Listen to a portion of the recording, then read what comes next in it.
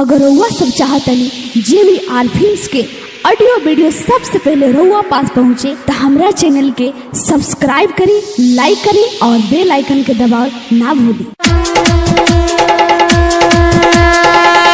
प्रेम से बोली छठी मैया की जय बिहार रिकॉर्डिंग स्टूडियो मीरगंज। राम परवेश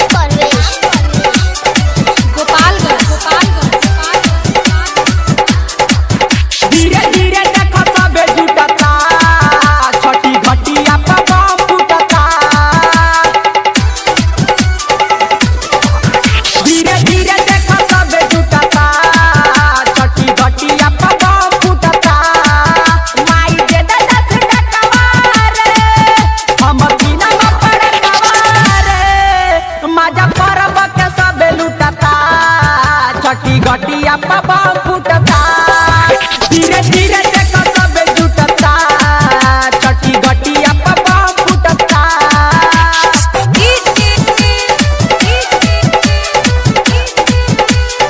राम परवेश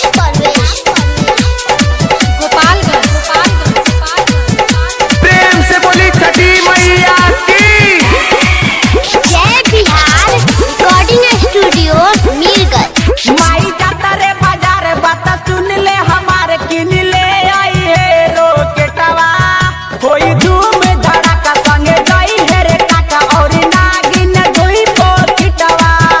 आवे साले पर पपारप रे माथे दौरा धारप रे।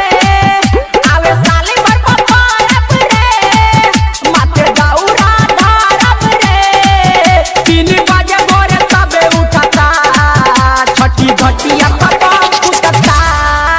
धीरे धीरे देखो सबे जुटता छठी घटिया पे बम फूटता। धीरे धीरे देखो सबे जुटता छठी घटिया पे बम फूटता। जय बिहार रिकॉर्डिंग स्टूडियो मीरगंज। प्रेम से बोली छठी मैया की राम परवेश